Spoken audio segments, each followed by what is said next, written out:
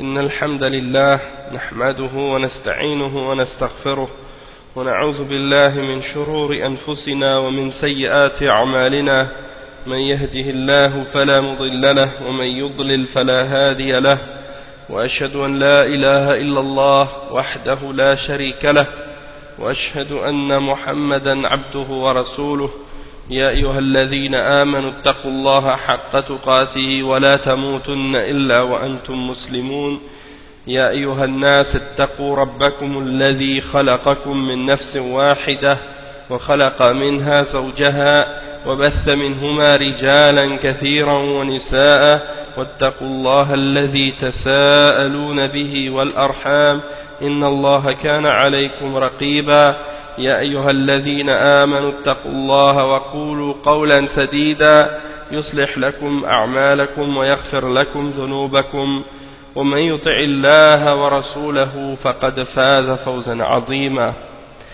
أما بعد وإن خير الكلام كلام الله وخير الهدي هدي محمد صلى الله عليه وسلم وإن شر الأمور محدثاتها وكل محدثة بدعة وكل بدعة ضلالة وكل ضلالة في النار أما بعد. Donc aujourd'hui on commence l'explication de Kitab al-Tawhid, mais c'est un résumé cette fois-ci dans l'explication de Kitab al-Tawhid, parce qu'on a fait le sharh du Cheikh Al-Fawzan déjà en 154 cours et bien entendu c'était un cours qui avait été vraiment intéressant et bénéfique. Toutefois c'est un cours qui a été un peu long pour certains, puis donc j'ai pensé que ça aurait été bénéfique, que ça pourrait être bénéfique Inch'Allah de refaire le même livre Inch'Allah, mais avec un sharh qui est beaucoup plus simple, beaucoup plus clair, beaucoup plus simple plutôt, beaucoup plus simplifié et moins long pour les personnes qui débutent, qui veulent juste commencer dans la compréhension de Kitab al-Tawhid, parce que le sharh de 154 cours, c'est pas tout le monde bien entendu qui ont la patience de faire tous les cours jusqu'à la fin. Donc on va essayer de faire quelque chose pour les débutants, pour qu'ils soient capables de profiter justement de la compréhension puis des significations qui sont dans ce livre, qui est un des livres de base dans l'explication et dans la compréhension du Tawhid. Et puis donc le livre qu'on va lire, il s'intitule Al-Mulakhas fi Sharh Kitab al-Tawhid. Al-Mulakhas fi Sharh Kitab al-Tawhid. Et ce livre-là, qu'est-ce qu'il fait? Il mentionne les textes qui sont mentionnés dans Kitab al-Tawhid, les preuves dans chaque chapitre. Et le cheikh, qu'est-ce qu'il fait, Cheikh Al-Fawzan? Il ramène les significations des termes et des mots, et puis il donne une signification générale ou globale du hadith, puis par la suite il sort du hadith ou du verset, si ça concerne un verset, puis il explique les bienfaits et les points qu'on peut extraire de ces versets et de ces différents hadiths. Donc c'est un sharh vraiment simplifié. Et puis en ce moment il est disponible dans plusieurs librairies, je l'ai vu dans plusieurs magasins en France, dans plusieurs librairies. Donc Inch'Allah ça va être quelque chose de bénéfique bi'idhnillah, pour les frères et les sœurs qui veulent commencer dans la compréhension et dans l'étude de Kitab al-Tawhid. Donc on va commencer tout de suite. Bismillahirrahmanirrahim. Alhamdulillah wa sallallahu ala Muhammadin sallallahu alayhi wa sallam wa ala alihi wa sahbihi wa sallam. Donc le cheikh il explique pour commencer Kitab al-Tawhid. Qawlullah ta'ala wa ma khalaqtul jinna wal insa illa liya'budun. Donc ça c'est premièrement c'est le titre Kitab al-Tawhid, et ensuite le premier verset qui est mentionné dans le livre, c'est la première preuve, la parole d'Allah subhanahu wa ta'ala: je n'ai créé les djinns et les hommes que pour qu'ils m'adorent. Le verset 56 dans Surat al-Dhariyat. Je n'ai créé les djinns et les hommes que pour qu'ils m'adorent. Le cheikh il explique maintenant à ce sujet-là. Il dit موضوع هذا الكتاب بيان التوحيد الذي أوجبه الله على عباده وخلقهم لأجله وبيان ما ينافيه من الشرك الأكبر أو ينافي كماله الواجب أو المستحب من الشرك الأصغر والبدع. Donc le cheikh explique que le sujet de ce livre, c'est la clarification du tawhid que Allah subhanahu wa ta'ala a rendu obligatoire pour ses serviteurs et pour lequel Allah subhanahu wa ta'ala les a créés, et dans lequel il y a la clarification de ce qui vient opposer ou contredire ou bien nier ce tawhid. Parmi les exemples du shirk akbar, des formes de shirk majeur qui viennent annuler ce tawhid, ou bien qu'est-ce qui vient annuler la perfection de ce tawhid, parmi les choses qui sont shirk asghar, ou parmi les innovations, donc des choses qui viennent annuler sa perfection obligatoire ou bien sa perfection recommandée, parmi les exemples de shirk asghar et parmi les bid'a et parmi les péchés également que quelqu'un peut commettre. Donc ça c'est l'explication du sujet de ce livre, par rapport à ce livre et le sujet dont il est question dans ce livre. Je voudrais aussi mentionner que de temps en temps, qu'est-ce qu'on va faire, c'est que aussi on va se référer également au sharh, à un autre sharh qui s'appelle Qurratu Uyun al-Muwahhidin fi tahqiq da'wati al-anbiya wal mursalin. C'est le sharh de Kitab al-Tawhid qui a été écrit par le Cheikh Abdurrahman ibn Hassan ibn Muhammad ibn Abdul Wahhab al-Najdi. Donc c'est le sharh, en fait, c'est un autre sharh de Kitab al-Tawhid qui s'intitule Qurratu Uyun al-Muwahhidin. Des fois on va s'y référer pour clarifier certains points et certaines choses.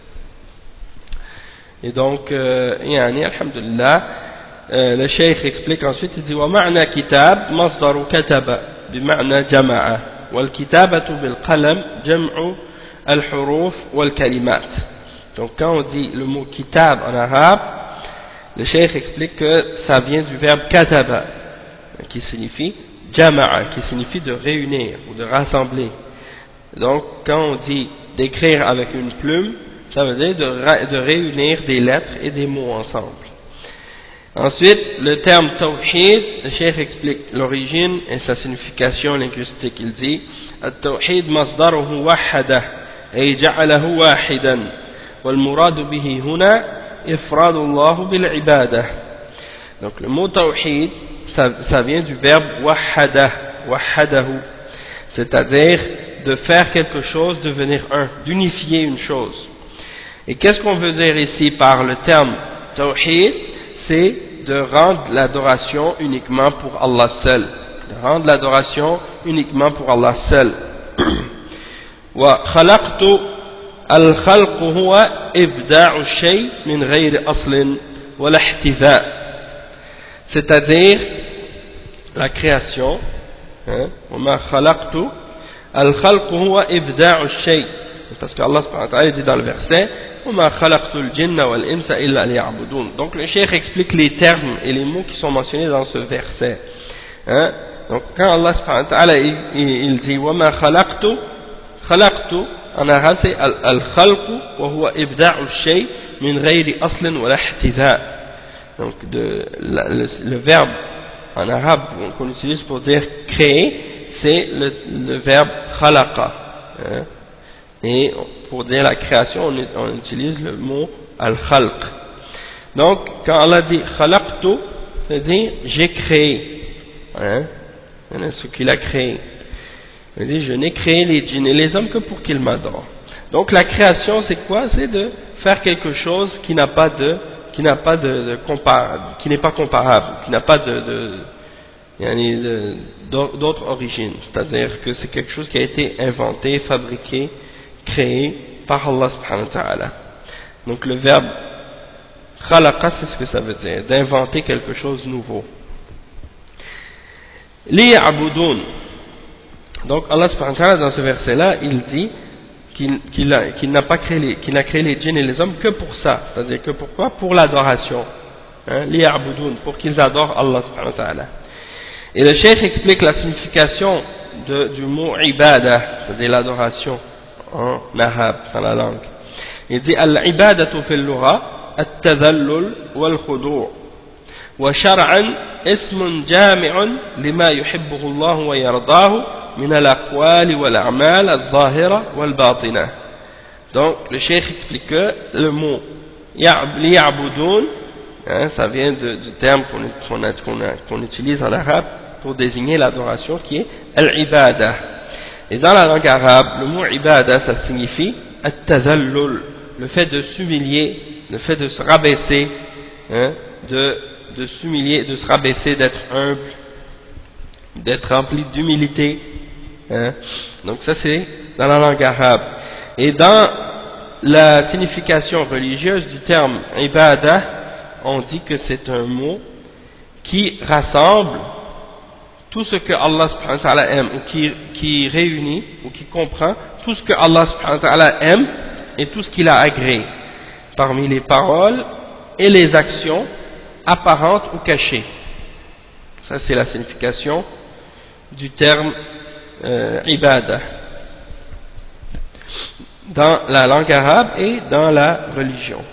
Donc toutes ces définitions-là, c'est important de bien les comprendre, de bien les connaître, parce que c'est des significations qui sont fondamentales dans la religion. Ensuite, le cheikh il explique le sens général du verset, du verset وَمَا خَلَقْتُ الْجِنَّ وَالْإِنسَ إِلَّا لِيَعْبُدُونَ. Allah subhanahu wa ta'ala il dit dans ce verset, il n'a créé les djinns et les hommes que pour qu'ils m'adorent. Donc la signification générale, le cheikh il dit المعنى الإجمالي للآية أن الله تعالى أخبر أنه ما خلق الإنس والجن إلا لعبادته فهي بيان للحكمة في خلقهم فلم يرد منهم ما تريده السادة من عبيدها من الإعانة لهم بالرزق والإطعام وإنما أراد المصلحة لهم. Donc le cheikh explique la signification générale de ce verset, c'est que Allah subhanahu wa ta'ala nous informe dans ce verset qu'il a créé les djinns et les hommes pour qu'ils l'adorent.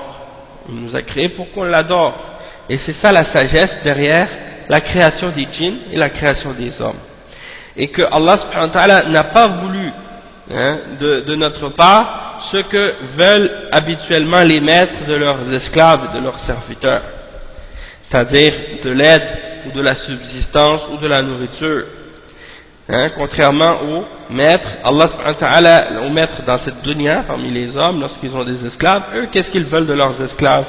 Ils veulent de l'aide, ils veulent de la subsistance, hein, ou bien de l'aide par le fait qu'on les nourrisse de cette manière-là, hein. Ils ont besoin de ces esclaves-là pour ces raisons-là, tandis que Allah subhanahu wa ta'ala, lui, il a créé les djinns et les hommes non pas pour ces raisons-là, pas parce qu'il a besoin de ces créatures, mais plutôt le contraire en réalité, c'est que ce sont les créatures qui ont besoin d'Allah subhanahu wa ta'ala, et donc le bienfait revient aux créatures elles-mêmes du fait que ils adorent Allah subhanahu wa ta'ala pour leur bien à eux.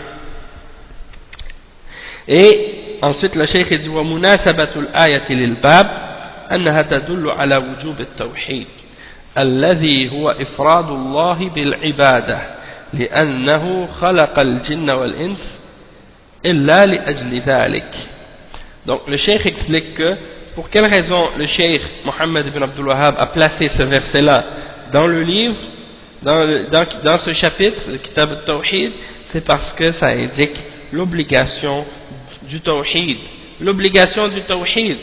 parce qu'on sait que Abdullah ibn Abbas radiyallahu anhu, quand il a expliqué ce verset-là, comme c'est mentionné dans Al-Usul al-Thalatha, hein, le cheikh dans Al-Usul al-Thalatha, il explique justement que Allah subhanahu wa ta'ala, il a créé les hommes pour qu'on l'adore lui seul, et que la signification, hein, du tawhid, c'est qu'on l'adore lui seul, ifradullah bil ibadah. Puis il explique par la suite le verset وَمَا خَلَقْتُ الْجِنَّ وَالْإِنسَ إِلَّا لِيَعْبُدُونَ, et puis il mentionne لِيَعْبُدُونَ لِيُوَحِّدُونَ, c'est-à-dire que, comme Abdullah ibn Abbas l'a expliqué, la signification de l'adoration dans le Coran, quand il est mentionné, c'est l'unification d'Allah dans l'adoration. C'est ce que ça signifie. Ça signifie pas juste d'adorer Allah, ça signifie d'adorer Allah, mais de lui vouer un culte exclusif et de l'adorer lui seul et de rejeter tout ce qui est adoré en dehors d'Allah subhanahu wa ta'ala. C'est ça la signification de l'ibada. Donc quand Allah subhanahu wa ta'ala dit dans ce verset ici liya'budun, ça signifie en réalité pour qu'il m'adore moi seul, c'est pour qu'il m'unifie dans mon adoration, c'est pour qu'il m'unifie dans l'adoration, c'est ça que ça signifie. Et donc c'est pour cette raison-là que le cheikh il dit que ce verset il indique l'obligation du tawhid, il indique l'obligation du tawhid dans ce sens-là, puisque Allah il ordonne qu'on l'adore lui seul, et il n'a créé les djinns et les hommes que pour cette raison-là. Maintenant le cheikh il dit وَمَا يُسْتَفَادُ مِنَ الْآيَةِ, qu'est-ce qu'on peut comprendre ou extraire ou retirer comme bienfait ou comme chose bénéfique dans ce verset? Premièrement, وجوب إفراد الله بالعبادة على جميع الثقلين الجن والإنس. Donc premier point, l'obligation de rendre l'adoration qu'on offre uniquement à Allah subhanahu wa ta'ala, de l'unifier lui seul dans l'adoration. Et ça c'est une obligation qui incombe à toutes les créatures des deux mondes, c'est-à-dire at-taqalayn, les djinns et les hommes, le monde des djinns et le monde des hommes.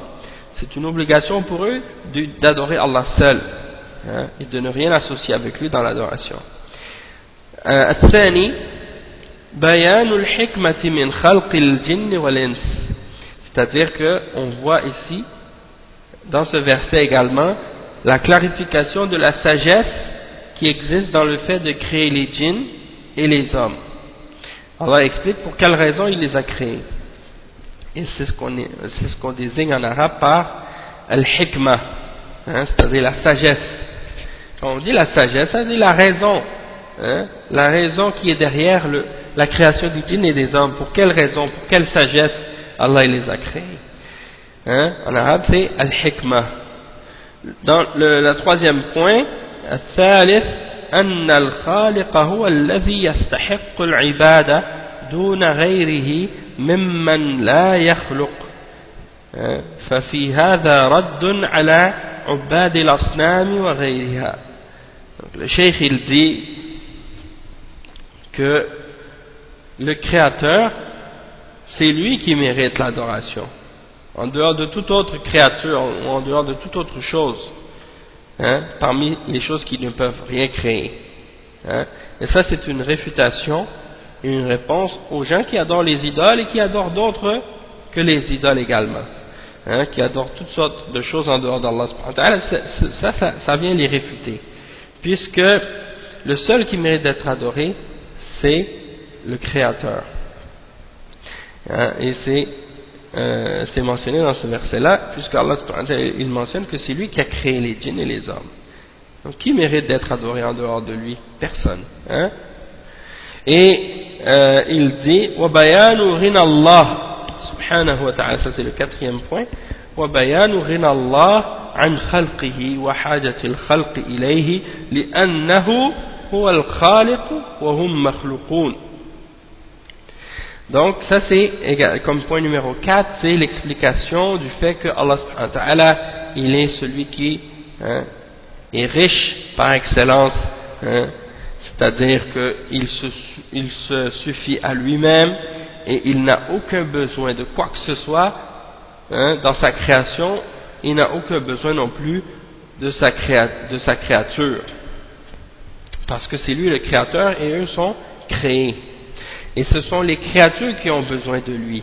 Et c'est ça qu'on peut comprendre dans justement la suite de ce verset-là, parce que le verset 56 c'est dans Surat Al-Zariyat وَمَا خَلَقْتُ الْجِنَّ وَالْإِنسَ إِلَّا لِيَعْبُدُونَ. Et dans la suite de ce verset-là, juste après, hein, Allah subhanahu wa ta'ala, il dit ma uridu minhum min rizqin wa ma uridu an yut'imun wa la uridu an yut'imun ma uridu minhum min rizqin wa la uridu an yut'imun inna Allaha huwa ar-razzaq dhul quwwati al-matin, dans sourate al-Dhariyat. Donc ça veut dire que Allah subhanahu wa ta'ala, juste après avoir dit qu'il a créé les djinns et les hommes que pour qu'ils l'adorent, juste après ça il mentionne que il ne veut pas de leur part aucune subsistance, et il ne veut pas non plus qu'on le nourrisse, hein? Allah subhanahu wa ta'ala, c'est lui Ar-Razzaq, c'est lui qui donne la subsistance, Dhul Quwwati al-Matin, le détenteur de force, l'inébranlable. Ma uridu minhum min rizqin wa ma uridu an yut'imun. Donc il veut rien, il n'a pas besoin de rien. Et ça c'est une clarification encore plus claire de cette signification-là. Et comme point numéro 5, il dit Ithbatul hikmah fi af'alillah subhanahu wa ta'ala. Comme point numéro 5, il y a le fait qu'on affirme la sagesse d'Allah subhanahu wa ta'ala dans ses actions. Que Allah subhanahu wa ta'ala, il agit selon une sagesse, contrairement à certains égarés parmi les sectes de déviation qui nient la sagesse d'Allah subhanahu wa ta'ala, comme les Asha'ira par exemple. Ensuite le cheikh il dit, mentionne le deuxième hadith dans Kitab al-Tawhid, قوله ولقد بعثنا في كل أمة رسولا أن يعبدوا الله واجتنبوا الطاغوت. Ça c'est le deuxième verset que le cheikh Muhammad ibn Abdul Wahhab a mentionné.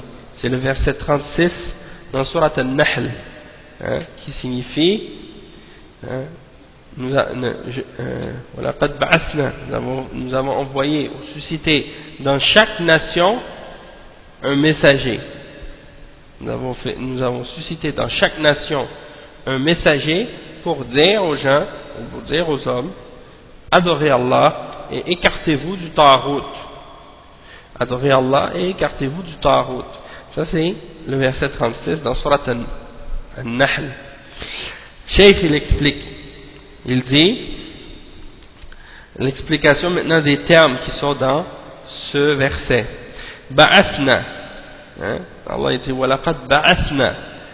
Cheikh il dit que ça veut dire, ba'athna ça veut dire arsalna, c'est-à-dire qu'on a envoyé. Ba'athna, on a fait venir, on a envoyé. C'est ça que ça signifie. Fi kulli ummatin. walaqad ba'athna fi kulli ummatin. Kulli umma, le cheikh il dit kullu ta'ifatin wa qarnin wa jaylin minan nas. Donc kullu umma, on traduit souvent en français par dans chaque peuple ou dans chaque nation, et ça signifie en réalité dans tout groupe, dans toute génération, parmi les générations des hommes. C'est ce que ça signifie de manière plus précise. Et le cheikh il dit Rasulan, on a envoyé dans chaque nation un messager. Ar-Rasul man uhiya ilayhi bi shar'in wa umira bi tablighihi. Il définit le messager en disant que c'est celui qui a reçu une révélation, une législation, et qui a été ordonné de la transmettre. Wa'budu Allah afriduhu bil ibadah. Adorer Allah, ça signifie, comme on l'a dit tout à l'heure, de rendre notre adoration unique pour lui seul et de l'unifier, d'unifier Allah subhanahu wa ta'ala dans notre adoration. Wajtanibu, ça vient du verbe ijtanaba. Ça veut dire ijtanibu, c'est sous la forme impérative, c'est-à-dire d'abandonner ou de laisser ou de s'écarter ou de séparer. Ça veut dire utruku ou bien fariqu, c'est sous la forme impérative. Comme ubudullah, ça vient du verbe abada, à la base, et donc c'est dans ce sens-là ici, dans le sens d'adorer Allah subhanahu wa ta'ala sous la forme impérative, c'est-à-dire l'ordre d'adorer Allah subhanahu wa ta'ala. Et ensuite, at-taghut, Cheikh explique le terme taghut, qu'est-ce que ça signifie? Il dit mushtaqun min at-tughyan وهو مجاوزة الحد فكل ما عبد من دون الله وهو راض بالعبادة فهو طاغوت. Donc le cheikh explique que le taghut il est extrait du mot Turian, il vient du mot Turian qui signifie, si on veut, la transgression ou le fait de dépasser la limite. C'est ça ce que ça signifie. Donc tout ce qui est adoré en dehors d'Allah, alors qu'il est satisfait d'être adoré, alors c'est un taghut. Toute chose qui est adorée en dehors d'Allah et qui est satisfaite d'être adorée, alors c'est un taghut. Hein? C'est ça la signification du taghut. Et donc le cheikh dit ensuite والمعنى الإجمالي للآية أن الله سبحانه يخبر أنه أرسل كل طائفة وقرن من الناس رسولا يدعوهم إلى عبادة الله وحده وترك عبادة ما سواه فلم يزل يرسل الرسل إلى الناس بذلك منذ حدث الشرك في بني آدم في عهد نوح إلى أن ختم بمحمد صلى الله عليه وسلم. Donc le cheikh il explique la signification générale la signification générale de ce verset, c'est que Allah subhanahu wa ta'ala il nous informe dans ce verset qu'il a envoyé à chaque groupe, à chaque génération d'hommes un messager, les appelant à l'adoration d'Allah lui seul et au fait d'abandonner l'adoration de ce qui est adoré en dehors de lui. Et il a continué à envoyer aux hommes des messagers depuis que le shirk est apparu chez les fils d'Adam, c'est-à-dire à l'époque de Nuh, et il a continué depuis cette époque-là à leur envoyer des messagers jusqu'à ce qu'il termine la prophétie par le prophète Muhammad sallallahu alayhi wa sallam. Donc le cheikh dit munasabatul aya lil bab an ad-da'wa ila at-tawhid wa an-nahy 'an ash-shirk hiya muhimmatu jami' ar-rusul wa atba'ihim. Donc ça c'est le cheikh explique maintenant la raison pour laquelle ce verset est situé dans ce chapitre, et il explique que c'est parce que l'appel au tawhid et l'interdiction du shirk c'est l'intérêt et le travail de tous les messagers et de tous ceux qui les suivent. Ça a été leur première tâche. Leur première tâche c'est d'appeler au tawhid, d'inviter au tawhid et d'interdire le shirk. Et c'est la tâche de tous les messagers. Et c'est ça par quoi ils commencent leur da'wah. D'accord, donc tout ça c'est des versets donc qui nous expliquent et qui nous montrent l'importance du tawhid. Le cheikh il dit ensuite ma yustafadu min al-aya, qu'est-ce qu'on peut comprendre ou c'est quoi les points bénéfiques qu'on peut faire sortir de ce verset là. الأول أن الحكمة من إرسال الرسل هي الدعوة إلى التوحيد والنهي عن الشرك. C'est-à-dire le premier point c'est que la sagesse d'avoir envoyé les messagers c'est pour qu'ils appellent au tawhid et pour qu'ils interdisent le shirk. Ça c'est la première raison pour laquelle Allah a envoyé les messagers à l'humanité. الثاني أن دين الأنبياء واحد وهو إخلاص العبادة لله وترك الشرك وإن اختلفت شرائعهم. Donc le deuxième point c'est que la religion de tous les prophètes c'est une seule et même religion. Et en quoi consiste cette religion? Elle consiste à rendre l'adoration uniquement et purement à Allah subhanahu wa ta'ala, pour que cette adoration soit uniquement pour Allah seul, et elle consiste également à abandonner le shirk, c'est-à-dire à abandonner l'association, c'est-à-dire abandonner le fait d'associer avec Allah subhanahu wa ta'ala dans l'adoration. C'est le fait de donner à Allah des partenaires, de commettre des formes de shirk. Même si on voit que les législations ou les différentes shara'i', les différentes shara'i', c'est le pluriel de sharia, donc les différentes lois qui ont été révélées par Allah subhanahu wa ta'ala aux différents messagers sont pas les mêmes, mais le message de base et la base de la religion, c'est d'unifier Allah subhanahu wa ta'ala et de l'adorer lui seul avec sincérité et pureté, et d'abandonner tout ce qui est adoré en dehors de lui et de ne pas commettre de shirk. Ça, c'est la religion de tous les prophètes, et on retrouve ce fondement là et ce principe là dans l'enseignement de tous les messagers d'Allah subhanahu wa ta'ala.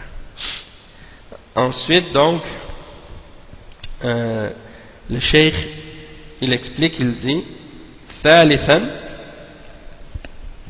donc troisième point, أن الرسالة عمت كل الأمم وقامت الحجة على كل العباد. Donc le message des messagers, elle a atteint toutes les nations, tous les peuples, et que la preuve a été établie sur tous les serviteurs d'Allah subhanahu wa ta'ala. Donc ça c'est un autre point qu'on peut prendre de ce verset là, puisque Allah subhanahu wa ta'ala il dit dans ce verset وَلَقَدْ بَعَثْنَا فِي كُلِّ أُمَّةٍ رَسُولًا. Donc Allah subhanahu wa ta'ala a fait susciter dans chaque nation un messager, dans chaque génération un messager.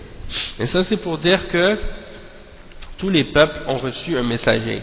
Et comme c'est mentionné également dans le Coran à ce sujet-là justement, Allah subhanahu wa ta'ala dit dans le Coran que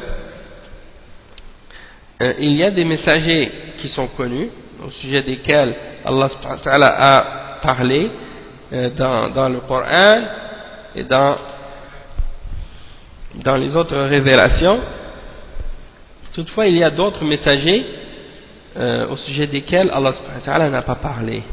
Il n'a pas mentionné leur nom et il n'a pas parlé d'eux dans la révélation. Mais n'empêche que ce sont également des messagers d'Allah, qui ont appelé au tawhid et qui ont combattu le shirk eux aussi. Donc à chaque nation il y en a eu des messagers. Peut-être que certains d'entre eux, leur message a été oublié ou bien leur message a été perdu, mais sinon Allah subhanahu wa ta'ala nous en a mentionné certains d'entre eux dans le Coran parmi les messagers et les prophètes, et donc ceux qu'on connaît on doit croire en eux de manière spécifique, et ceux qu'il n'a pas mentionné on croit en eux de manière générale. Et le cheikh explique ensuite, il dit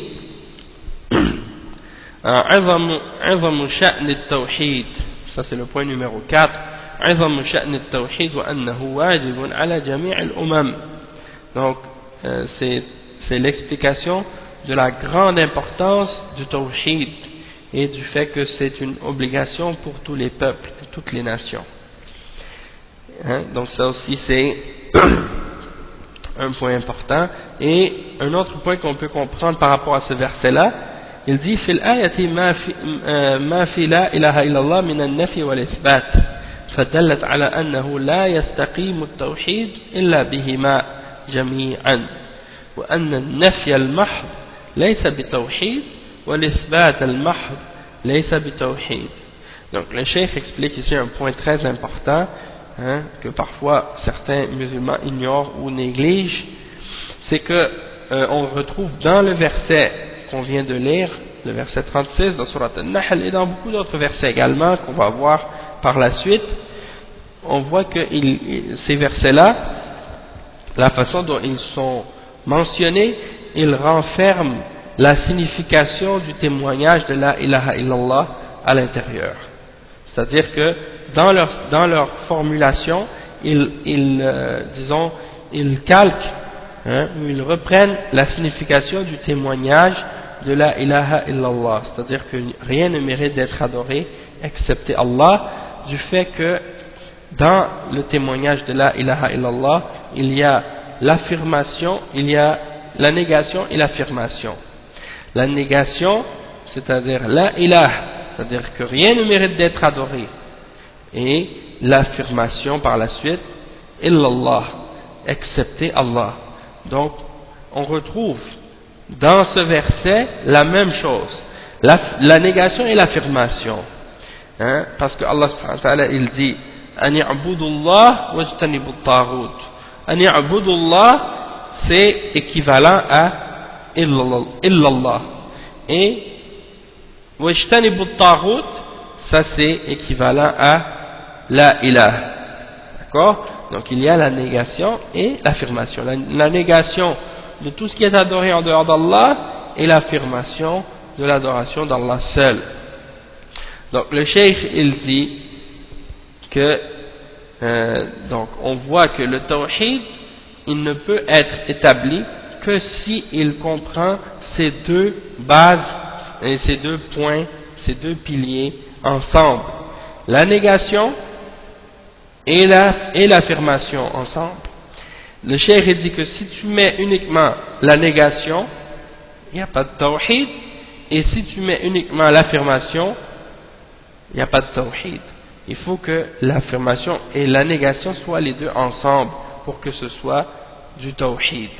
C'est-à-dire, pour unifier Allah subhanahu wa ta'ala, si tu fais que nier seulement, si tu dis seulement la ilah, ça veut dire que tu tombes dans la négation d'Allah subhanahu wa ta'ala absolue et tu tombes dans l'athéisme.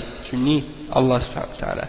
Et si tu dis uniquement illallah, tu dis seulement l'affirmation sans nier ce qui est adoré en dehors d'Allah, eh bien, tu tombes dans encore un autre problème qui est le shirk, puisque tu affirmes Allah subhanahu wa ta'ala, mais tu ne nies pas ce qui est adoré en dehors de lui, comme le font la majorité des mushrikines, la majorité des gens.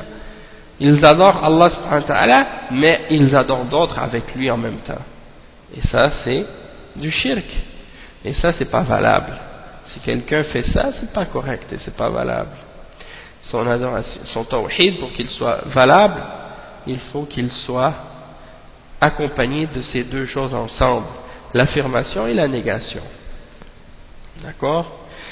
Et ensuite, le cheikh il mentionne l'autre verset. Le troisième verset dans Kitab al-Tawhid qui est mentionné à l'introduction. Et c'est le verset suivant, c'est le verset 33 dans Surat Al-Isra, dans lequel Allah subhanahu wa ta'ala dit وَقَضَى رَبُّكَ أَلَّا تَعْبُدُوا إِلَّا إِيَّاهُ وَبِالْوَالِدَيْنِ إِحْسَانًا. C'est-à-dire, ton Seigneur a ordonné ou a décrété que rien ne mérite d'être adoré, que rien ne doit être adoré excepté lui. Et également, il a ordonné la bonté envers les parents, envers les deux parents. Donc ça c'est le verset 33 dans Surat Al-Isra. Et justement à ce sujet-là, il y a des hadiths qui supportent qui mentionnent justement cette même signification. Par exemple, un hadith qui est rapporté par Al-Bukhari et Muslim, selon Abi Bakra radiyallahu anhu قال النبي صلى الله عليه وسلم ألا أنبئكم بأكبر الكبائر ثلاثا قالوا بلى يا رسول الله قال الإشراك بالله وعقوق الوالدين وجلس وكان متكئا فقال ألا قول الزور فما زال يكررها حتى قلنا ليته سكت. Donc ça c'est un hadith qui est rapporté sur Abi Bakr radiyallahu anhu. Il dit que le prophète sallallahu alayhi wa sallam a dit: voulez-vous que je vous informe de du plus grand des grands péchés, ou des plus grands parmi les grands péchés? Et il a demandé ça aux compagnons 3 fois de suite. Et les compagnons ont dit certes au messager d'Allah. Alors le messager d'Allah sallallahu alayhi wa sallam a dit d'associer avec Allah subhanahu wa ta'ala al-ishrak billah, de donner à Allah des associés, des partenaires dans l'adoration, ça c'est le plus grand, et d'être désobéissant envers les parents, d'être désobéissant envers les parents. Puis il était accoudé, il était allongé sur le côté, et il s'est redressé debout, il s'est assis, il s'est redressé en s'assoyant, puis il a commencé à dire ala qawl as-sur, c'est-à-dire, et certes, le faux témoignage, ou de témoigner de ce qui est faux. Et il s'est relevé et il a continué à répéter ça, ala qawl az-zur, ala qawl az-zur, ala qawl az-zur, le faux témoignage ou le témoignage de la fausseté. Donc ça c'est une chose qu'il a continué à répéter jusqu'à ce que le sahabi il dit, il a continué à le dire jusqu'à ce qu'on se dise en nous-mêmes, hein, si seulement il pouvait se taire ou cesser de le dire. Et donc, ça c'est le hadith qui montre la signification de ce verset-là. Donc, Allah subhanahu wa ta'ala dit وَقَضَى رَبُّكَ أَلَّا تَعْبُدُوا إِلَّا إِيَّاهُ وَبِالْوَالِدَيْنِ إِحْسَانًا. Ton Seigneur a décrété que rien ne doit être adoré excepté lui et la bonté envers les parents. Qada, le cheikh explique, il dit Qada amara wa wassa. والمراد بالقضاء هنا القضاء الشرعي الديني لا القضاء القدري الكوني. وربك هو المالك المتصرف الذي رب جميع العالمين بنعمه أو بنعمته. Donc le cheikh explique que le verbe qada, déjà le verbe qada en arabe, il peut avoir plusieurs significations, et parmi ces significations ici dans ce verset, c'est amara wa wassa, c'est-à-dire il a ordonné et il a enjoint. Et la signification de ce verbe ici, quand il dit qu'il a ordonné ou qu'il a décrété, qu'il a enjoint, on parle du décret de la sharia et de la religion, dans le sens que Allah subhanahu wa ta'ala, il a ordonné que rien ne soit adoré excepté lui dans sa révélation et non pas dans son décret, dans sa création et dans ce qu'il a créé ou dans la prédestination. Puisque si c'était le décret relié à la création et à la prédestination, eh bien il n'y aurait personne parmi les créatures qui sortirait de son ordre. Et on ne trouverait aucune forme de shirk parmi les créatures, puisque ce serait son décret et sa prédestination dans sa création, dans la création. Donc le fait qu'il y a des désobéissances et des formes de shirk qui sont présentes chez les créatures, ça c'est la preuve que Allah subhanahu wa ta'ala n'a pas décrété ça dans la création et dans la prédestination. Il l'a décrété, il l'a ordonné dans la révélation et dans la religion seulement. Et il l'ordonne aux hommes, il ordonne aux hommes d'adorer Allah seul, et il interdit aux hommes d'associer avec lui, et c'est un test et c'est une épreuve pour les créatures.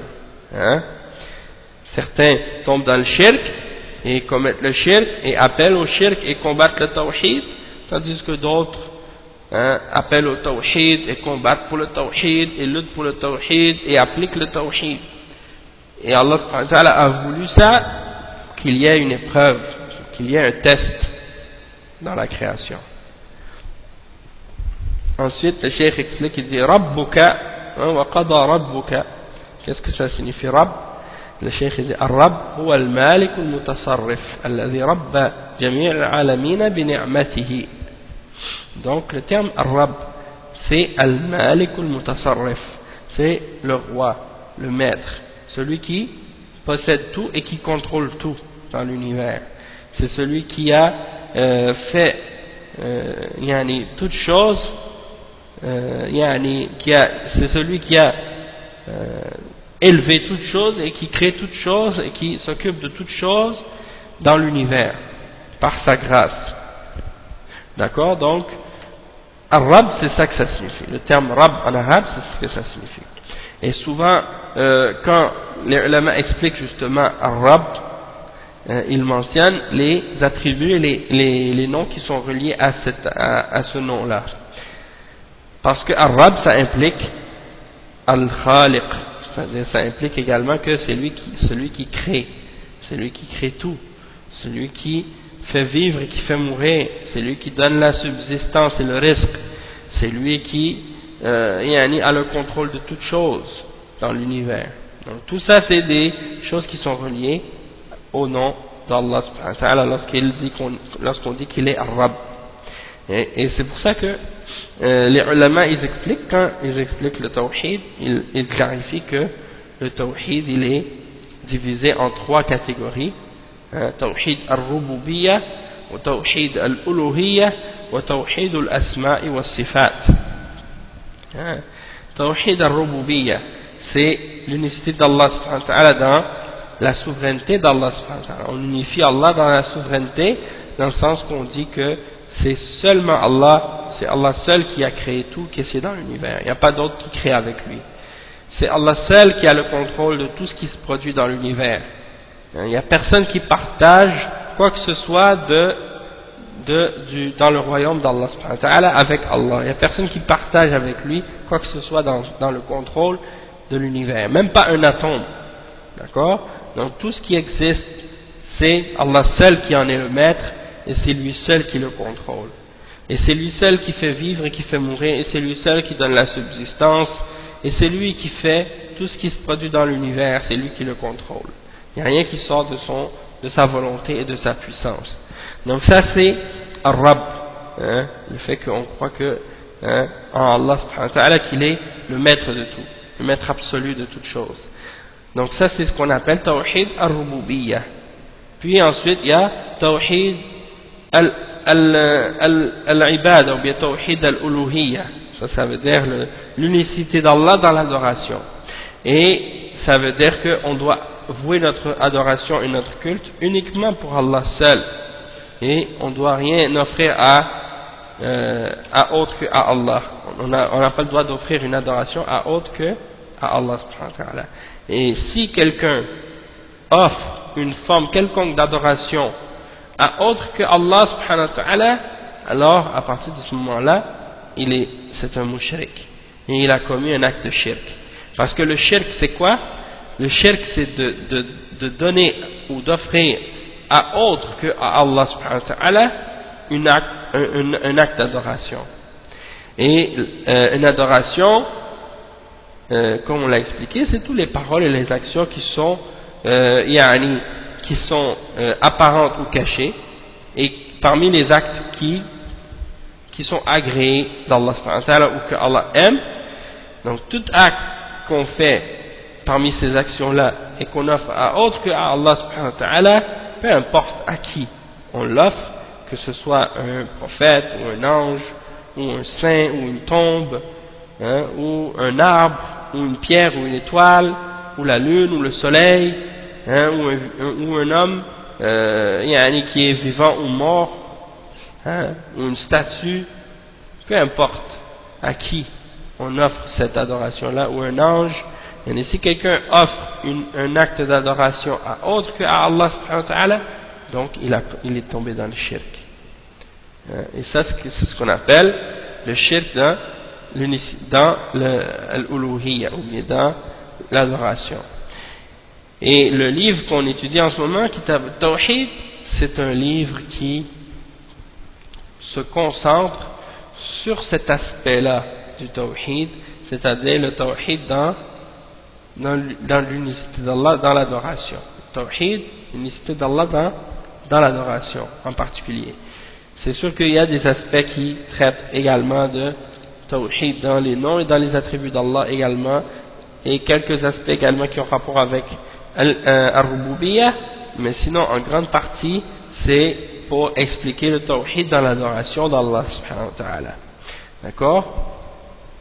Donc ça c'est à ce sujet-là. Puis le Tawhid dans Al-Asma al-Sifat, c'est le Tawhid dans le fait d'unifier Allah subhanahu wa ta'ala dans ses noms et dans ses attributs, dans le sens qu'on doit uniquement appeler Allah et mentionner Allah subhanahu wa ta'ala tel qu'il s'est décrit lui-même, tel qu'il s'est expliqué lui-même dans sa révélation, et qu'on n'a pas le droit non plus de donner à la création des attributs d'Allah, des noms d'Allah, et on n'a pas le droit non plus de donner à Allah des qualités des créatures, des qualités ou des attributs de la créature, puisque les attributs de la créature sont des attributs imparfaits. Puis également, on doit décrire Allah tel qu'il s'est décrit lui-même, sans déformer le sens de ses attributs, ni sans essayer d'imaginer comment sont ses attributs et ses noms.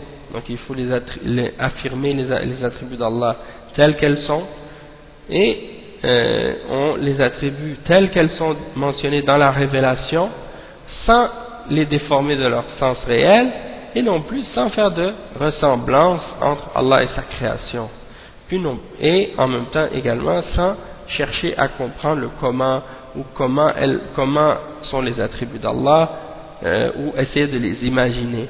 pas le droit de faire des ressemblances entre Allah et sa création, et en même temps également on n'a pas le droit de nier ses attributs ou de les faire ressembler à sa créature. Donc tout ça c'est des principes parmi les principes mentionnés par les ulama qui sont supportés par des preuves du Coran et de la Sunna, et ça c'est les bases de ce qu'on appelle la tawhid. Donc dans ce livre on va étudier les preuves à ce sujet-là et les versets et les hadiths qui parlent de ça. Ensuite, Allah ta'budu illa iyyah. Donc il dit wa qada rabbuka alla ta'budu illa iyyah. C'est-à-dire il a décrété que vous ne devez adorer que lui. C'est-à-dire vous n'avez pas le droit d'adorer autre que lui. Vous devez l'adorer lui seul et vous ne devez pas adorer autre en dehors de lui. Wa bil walidayni ihsana. Et vous devez faire preuve de bonté envers les parents. Et qada an tuhsinu bil walidayni ihsana kama qada an ta'buduhu wa la ta'budu ghayrah. C'est-à-dire vous devez faire preuve de bonté également envers les parents. Après avoir compris la base du tawhid, tout de suite après, Allah subhanahu wa ta'ala, il mentionne qu'on doit être bon envers nos parents. Il dit, c'est-à-dire qu'il a décrété qu'on doit faire preuve de bonté envers les parents. Comme Allah subhanahu wa ta'ala a décrété qu'on l'adore lui seul et qu'on n'adore pas rien d'autre que lui. Qu'on n'adore rien d'autre que lui. Donc ensuite le cheikh explique le sens général de ce verset. Al-ma'na al-ijmali lil-aya. Al-ikhbar anna Allah subhanahu wa ta'ala amara wa wassa ala al-suni rusulihi an yu'bad wahdahu duna ma siwahu wa an yuhsina al-waladu ila walidayhi ihsanan bil qawli wal fi'l wa la yusi'u ilayhima لأنهما اللذان قاما بتربيته في حال صغره وضعفه حتى قوي واشتد. Donc le cheikh explique que la signification générale de ce verset, c'est que Allah nous informe qu'il a ordonné et qu'il a enjoint par la langue de ses messagers qu'il soit adoré lui et qu'il soit adoré lui seul en dehors de toute autre chose, et également qu'il a ordonné que l'enfant soit bon envers ses parents, qu'il soit bon envers eux dans les paroles et dans les actions, et qu'il ne fasse aucun mal à ses deux parents, parce que ce sont ces deux parents qui se sont occupés de son éducation lorsqu'il était petit et faible, jusqu'à ce qu'il soit fort et qu'il soit capable de s'occuper de lui-même. Et le cheikh dit ensuite ومناسبة الآية للباب أن التوحيد هو آكد الحقوق وأوجب الواجبات لأن الله بدأ به في الآية ولا يبتدأ إلا بالأهم فالأهم. Donc le cheikh explique, il dit la raison pourquoi ce verset a été placé dans ce chapitre, c'est que le tawhid c'est le plus important de tous les droits que Allah a ordonné et la plus importante de toutes les obligations que Allah a ordonnées. Et la preuve de ça, c'est que Allah subhanahu wa ta'ala, dans ce verset-là, il mentionne son droit à lui en premier, avant de mentionner le droit des autres, avant de mentionner le droit des parents ou des autres créatures. Donc ça, c'est pour faire comprendre que le plus important de tous les droits, c'est le droit d'Allah subhanahu wa ta'ala, c'est le droit qu'il a d'être adoré lui seul. Et donc le fait qu'Allah a commencé par ce droit-là, c'est la preuve, parce qu'on commence par qu'est-ce qui est plus important, puis on descend par la suite. Donc ça c'est un verset qui parle des droits. Ensuite, le cheikh il mentionne qu'est-ce qu'on peut extraire comme bienfait ou comme point bénéfique dans ce verset-là. Et il mentionne justement يعني il dit comme il mentionne 5 points. ما يستفاد من الآية الأول أن التوحيد هو أول ما أمر الله به من الواجبات وهو أول الحقوق الواجبة على العبد. Donc le premier point c'est que le tawhid c'est la première des obligations que Allah a ordonnées aux hommes et c'est le premier de tous les droits qui incombent à l'homme également, parce qu'on sait que surtout à notre époque tout le monde demande ses droits, hein? Mais il faut comprendre, et ça c'est important parce que la majorité des humains sur la terre ils ont oublié ça, c'est que le plus important de tous les droits, le premier d'entre tous les droits et des devoirs que l'homme a, c'est de respecter le droit d'Allah subhanahu wa ta'ala, et c'est la première obligation la plus importante. Le deuxième point, le cheikh il dit وَمَا فِي كَلِمَةِ لَا إِلَهَ إِلَّا اللَّهِ مِنَ النَّفْيِ ما في كلمة لا إله إلا الله من النفي والإثبات ففيها دليل على أن التوحيد لا يقوم إلا على النفي والإثبات نفي العبادة عما سوى الله وإثباتها لله كما سبق.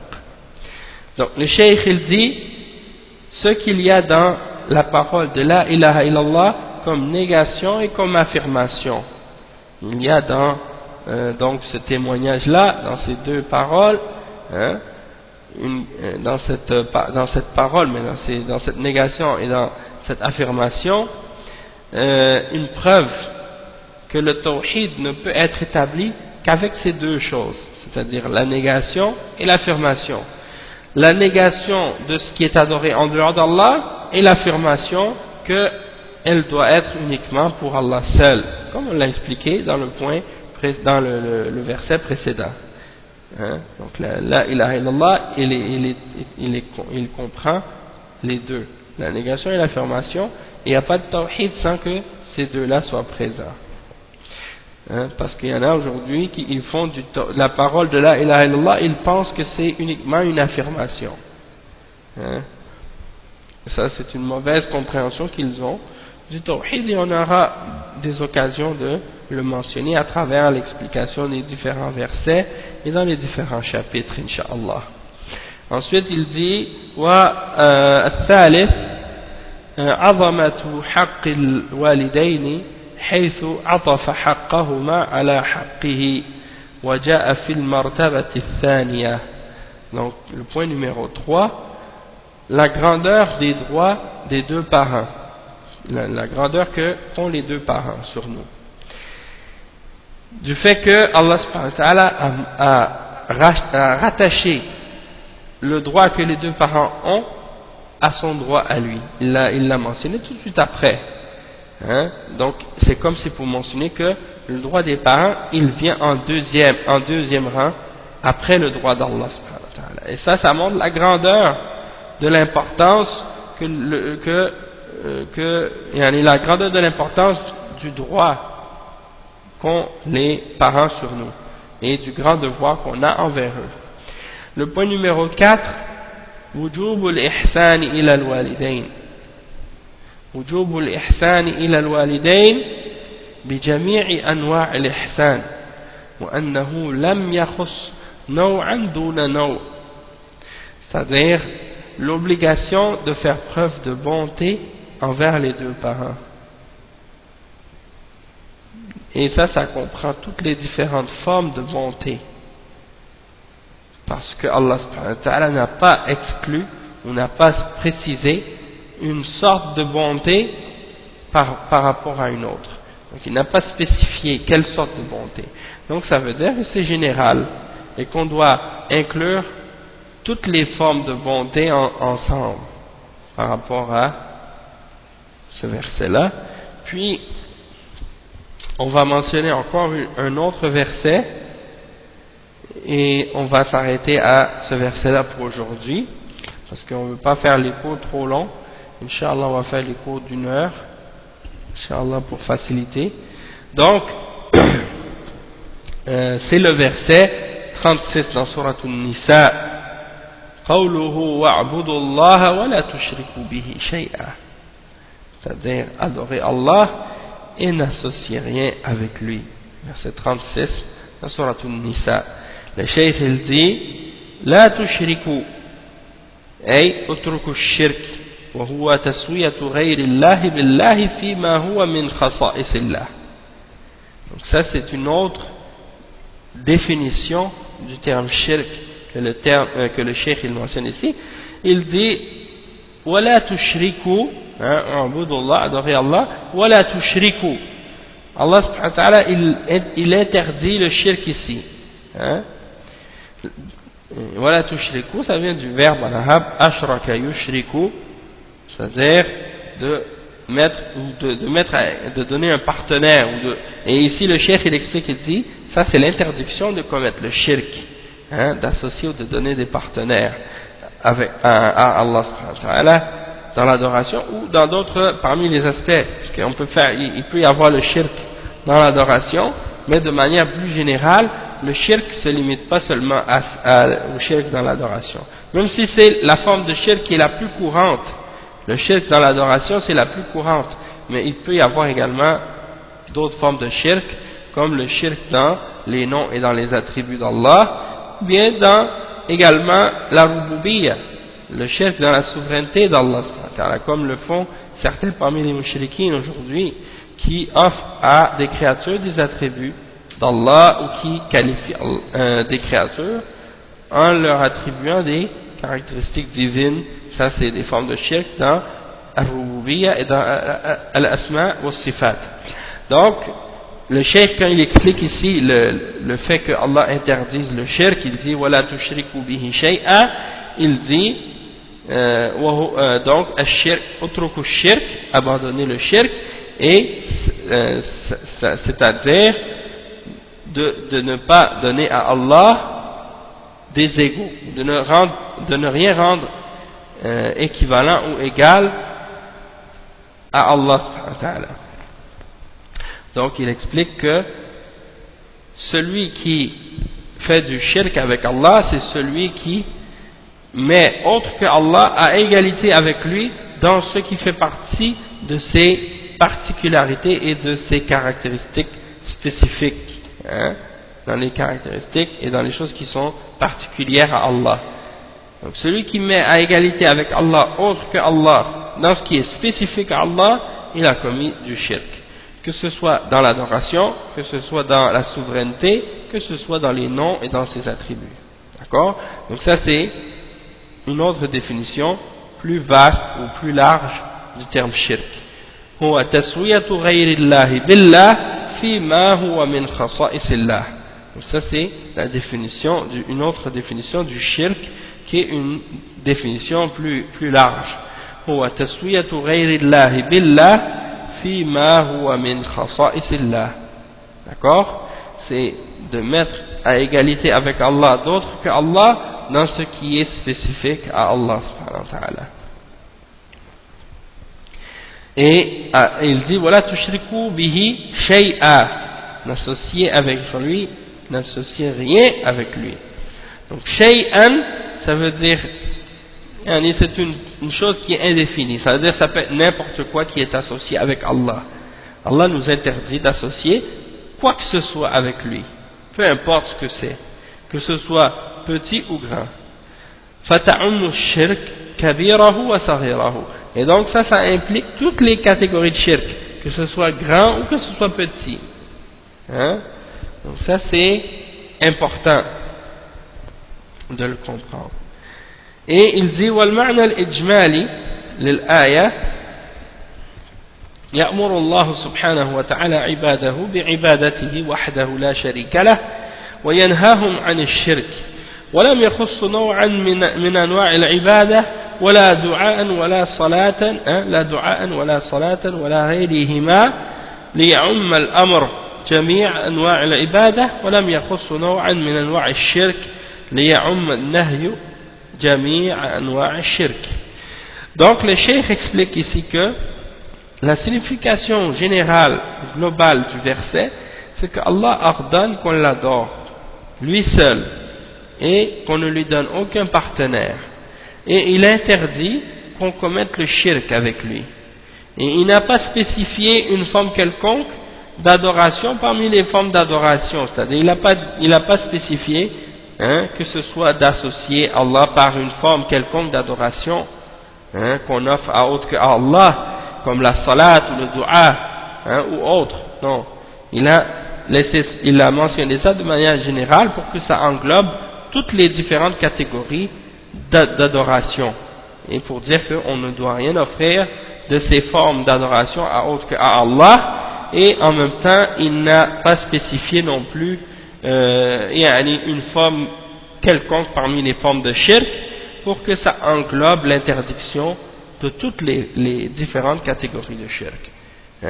Donc il dit ici wa'budullah wa la tushriku bihi shay'a, adorer Allah, c'est-à-dire adorer Allah seul et n'adorer rien avec lui, et n'offrir aucune des formes qui existent parmi les formes d'adoration, n'en offrir aucune à autre qu'à Allah. Il faut les offrir tout ensemble à Allah seul, et il ne faut pas commettre avec Allah aucune forme de shirk, peu importe dans quelle catégorie de shirk que ça peut se situer, et ne rien associer du tout avec Allah Ta'ala, peu importe la chose qu'on puisse associer avec lui, que ce soit une idole ou un être humain ou un animal ou une chose inerte, peu importe, ou un esprit ou peu importe. Qu'est-ce que les gens appellent esprit ou autre. On n'a pas le droit de les prendre comme objet d'adoration et de les adorer, ou de leur offrir de l'adoration, ou de les prendre comme un intermédiaire ou un intercesseur, ou bien un moyen par lesquels on adore à travers celle-ci des choses, comme par exemple de passer par ces choses-là pour adorer Allah. On n'a pas le droit de faire ce genre de choses-là. Tout ça c'est du shirk. Si on veut adorer Allah, on doit l'adorer lui seul, et on doit l'adorer directement. Donc tout ça c'est important de le comprendre.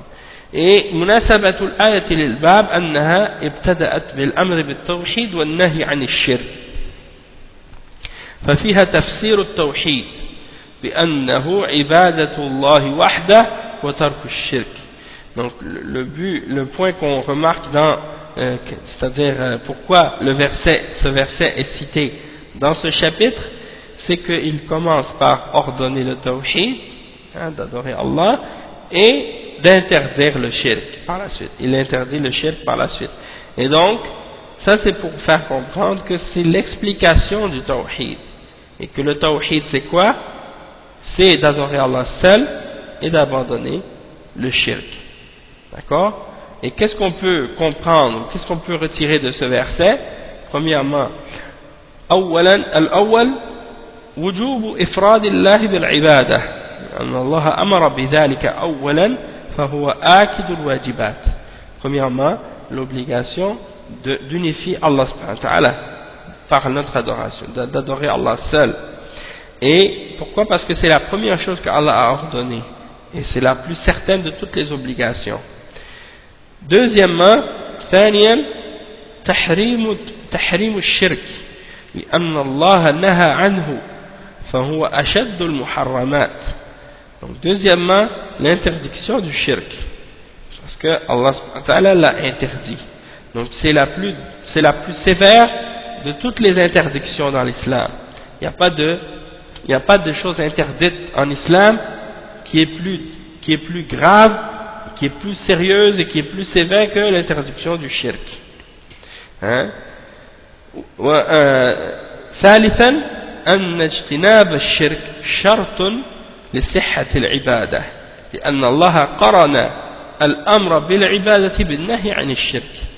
Troisièmement, on voit que de se détourner, de s'écarter, de se séparer du shirk, c'est une condition dans la validité de l'adoration, et que Allah subhanahu wa ta'ala il a rallié ensemble l'ordre de l'adorer lui seul et l'interdiction de faire le shirk avec lui. Donc ces deux choses-là sont toujours reliées ensemble. C'est pour dire que si quelqu'un adore Allah mais qu'il n'a pas établi le tawhid et qu'il ne s'est pas écarté du shirk, alors dans ce cas-là son adoration ne sera pas valable. Et ça c'est la première condition pour que notre action et notre adoration soient valables, c'est qu'elle soit purifiée de toute forme de shirk. D'accord?